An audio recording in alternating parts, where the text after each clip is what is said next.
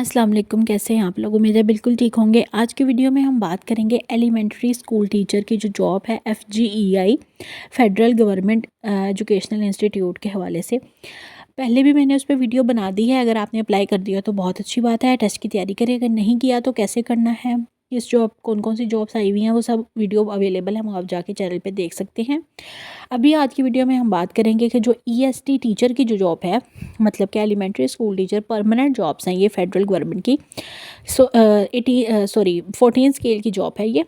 अच्छा, अब हम एक एक करके ना इसका सिलेबस डिस्कस करेंगे कि इंग्लिश का कौन सा है, पाकिस्तान स्टडी का क्या है, मैथ का क्या है।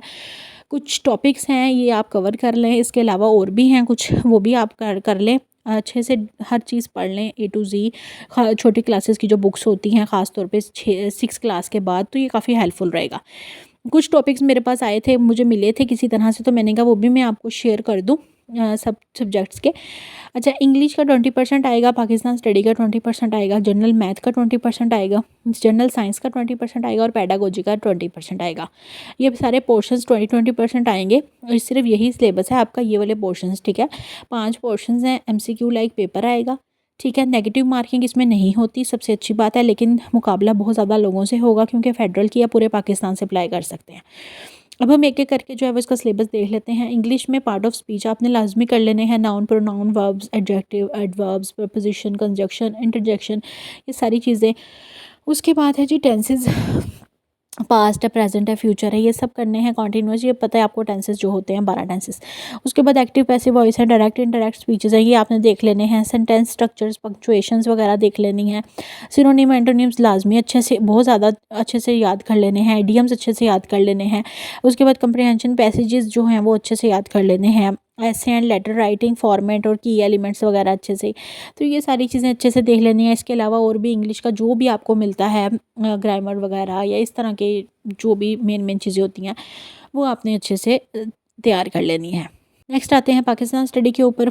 तो हिस्ट्री ऑफ पाकिस्तान आपने कर लेनी है, कैसे बना, कब बना, 1857 से लेकर 1947 तक को, जंग आज़ादी और अंदर क्या हुआ, किसने क्या काम किया, लीडर्स कौन कौन से थे, क्रिएशन ऑफ पाकिस्तान, ये सब।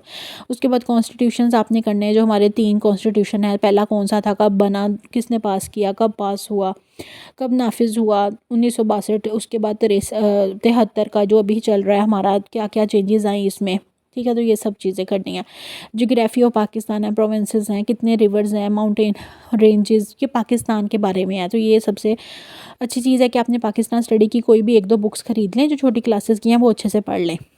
उसके बाद है इम्पॉर्टेंट नेशनल मूवमेंट्स जो हैं, खिलाफत मूवमेंट्स हैं, मुस्लिम लीग है, लाहौर रेजोल्यूशन है 1940। उसके बाद फॉरेन पॉलिसी जो पाकिस्तान की कौन सी हैं, नेबर्स के साथ कैसे ताल्लुकात हैं, कौन कौन से नेबर्स हैं हमारे, रोल इन इंटरनेशनल ऑर्गेनाइजेशन क्या काम है, क्या रोल्स हैं, क्या किरदार है। उसके बाद इकोनॉमी ऑफ पाकिस्तान क्या है, एग्रीकल्चर इंडस्ट्री, ये इस पाकिस्तान की मतलब माशियत के हवाले से पढ़ लें। मेजर एक्सपोर्ट इम्पोर्ट हमारी कौन कौन सी हैं, दरामदाद बरामदाद, CPEC क्या है, ये तो आपको पता है बहुत ही फेमस है। उसके बाद है कल्चरल हेरिटेज और लैंग्वेज हमारी क्या है, रीजनल कल्चर्स फेस्टिवल्स। उसके बाद लिटरेचर वगैरह के हवाले से पढ़ लें। उसके बाद Pakistan roles in Muslim world, तो ये सारी चीज़ें पढ़ लें। इसके अलावा और भी कुछ मिलता है तो वो भी पढ़ लें जो पाकिस्तान के रिलेटेड है, हिस्ट्री के रिलेटेड, पाकिस्तान स्टडी के हवाले से, ठीक है। अब आते हैं मैथमेटिक्स। इसमें आपने बेसिक, चूँकि ये बेसिक पेपर होते हैं तो बेसिक ही पढ़ना है सारा कुछ, लेकिन अगर और भी कुछ डिटेल्स आपको कहीं से मिलती तो वो भी अच्छे से कर लें। उसके बाद बेसिक अरिथमेटिक, एडिशन सब्ट्रैक्शन है, मल्टीपल क्वेश्चंस हैं, मल्टीप्लाई वाले जो है, डिवीजन वाले वो जो बच्चे छोटे होते हैं हम करते होते थे छोटी क्लासेस में। फ्रैक्शंस हैं, डेसिमल्स हैं, परसेंटेज हैं, रेशो एंड प्रपोर्शंस हैं, अलजबरा कर लें, ठीक है। ज्योमेट्री है। उसके बाद एरिया और पेरीमीटर, ये जो ज्योमेट्रिकल शेप्स वगैरह होती हैं, प्रोबेबिलिटी और स्टैटिस्टिक्स, मीन मोड मीडियन, ये तो आ ही जाते हैं सवाल इस तरह के। होल नंबर्स हैं। उसके बाद ये सारी प्राइम नंबर्स वगैरह, LCM निकालना, ये सब चीज़ें, नंबर सिस्टम। और लास्ट पे है time and distance work problems. अगर आपको, मैं जैसे कि बता रही हूँ कि ये कुछ डिटेल मुझे मिली थी तो मैंने कहा शेयर कर दूँ। इसके अलावा अगर आपको और भी कुछ पता है, कुछ भी जो कि जनरल मैथ से रिलेटेड है, कोई बुक में आपको छोटी बुक्स में मिलती हैं चीज़ें, तो वो सारी कर लें। नेक्स्ट है जनरल साइंस। जनरल साइंस में से 20% का पेपर है। इसमें कौन कौन सा कर लें टॉपिक, फिजिक्स के हवाले से कर लें, force motion light electricity energy वगैरह। केमिस्ट्री का कर लें, स्टेट ऑफ मैटर है, एलिमेंट्स हैं, कंपाउंड्स हैं, मिक्सचर है, केमिकल रिएक्शंस हैं। अच्छा, मैं कोशिश करूँगी इंशाल्लाह मुझे कोई भी इसका यहाँ का पास्ट पेपर मिला तो वो भी मैं आपके साथ शेयर कर दूँगी अगली वीडियो में FGEI का, ताकि आपको आइडिया हो जाए कि पेपर में क्या क्या चीज़ें आती हैं और किस तरह से आती हैं, तो आपको ज़्यादा क्लियर हो जाएगा। लाइफ साइंस है, बायोलॉजी है, सेल स्ट्रक्चर है, ह्यूमन बॉडी वगैरह है, रिप्रोडक्शन, ये सारे सिस्टम्स कर लें। अर्थ और स्पेस के बारे में पढ़ लें, सोलर सिस्टम वगैरह, लेयर ऑफ अर्थ, और ये इन्वायरमेंटल प्रॉब्लम और ये सारी चीज़ें पढ़ लें। क्लाइमेट के बारे में पढ़ लें। सिंपल मशीन्स हैं, लिवर्स हैं, पुली है, ये सब इंक्लाइंड प्लेन्स हैं। ये वही चीज़ें हैं जो आई थिंक आपको याद होगा 9-10 में या 6-7 में साइंस में थी और 9-10 में फिज़िक्स वगैरह में थी। आप मैंने जैसे कि बताया कि छोटी बुक्स ले लें, उनसे पढ़ लें, छोटी क्लास की बुक्स। हीट एंड टेम्परेचर है, मेजरमेंट ऑफ हीट, ये सारी। और आजकल तो ChatGPT है, वहाँ से भी हेल्प ले सकते हैं, गूगल से भी हेल्प ले सकते हैं, आपकी अपनी चॉइस है। आर्टिकल्स भी पढ़ सकते हैं।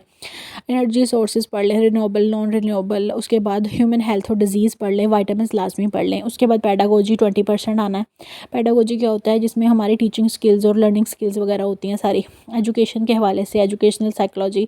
इसमें आपने थ्योरीज पढ़ लेनी है, डिफरेंट डिफरेंट थ्योरीज हैं, ब्लूम्स टैक्सोनॉमी और भी बहुत सारी देख लें आप, ठीक है। उसके बाद टीचिंग मेथड्स देख लें, लेक्चर मेथड, ये सारी चीज़ें। इसमें से भी 20% का पेपर आना है। क्लासरूम मैनेजमेंट में से जो भी टॉपिक्स हैं वो देख लें।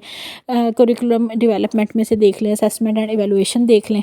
लास्ट पे है लेसन प्लानिंग के हवाले से देख लें, एजुकेशनल टेक्नोलॉजी के हवाले से देख लें, मल्टीमीडिया कैसे यूज़ करना है और ये सब चीज़ें, ठीक है, जो जो कि एक टीचिंग मेथड में यूज़ हो सकती हैं चीज़ें। अच्छा, उसके अब जिसने बीएड वगैरह किया होगा ना, उसके लिए आसान होगा ये वाला मेरे ख्याल से पेडागोजी, क्योंकि बीएड में शायद यही चीज़ें पढ़ते हैं, मुझे आइडिया तो नहीं है, बट आई थिंक सो। ठीक है, लेकिन इसका बीएड का कोई ताल्लुक नहीं है इससे, वैसे बता रही हूँ। इसमें अगर आपने ग्रेजुएशन किया हुआ है ना इस जॉब में, तो आप अप्लाई कर सकते हैं। BS किया हुआ है या मास्टर किया हुआ है, बस। फर्स्ट डिवीज़न, सेकंड डिवीज़न वाले अप्लाई कर सकते हैं, थर्ड डिवीज़न वाला अप्लाई नहीं कर सकता। अगर आपको नहीं पता तो आप जाके वीडियो देख सकते हैं, ताकि आप अप्लाई कर लें और इस पर ज़रूर अप्लाई करें। अच्छी जॉब्स हैं, परमानेंट जॉब्स हैं, सबसे अच्छी बात है। तो ये कुछ सिलेबस मुझे मिला था, मैंने कहा शेयर कर दूँ। बाकी मज़ीद अगर आपके पास भी कुछ आइडियाज़ हो तो आप कमेंट सेक्शन में शेयर कर सकते हैं। अपना बहुत सारा ख्याल रखें। इंशाल्लाह मैं अगली वीडियो में पेपर भी शेयर कर दूँगी पास्ट, ताकि कुछ आइडिया हो जाए। अल्लाह हाफ़िज़।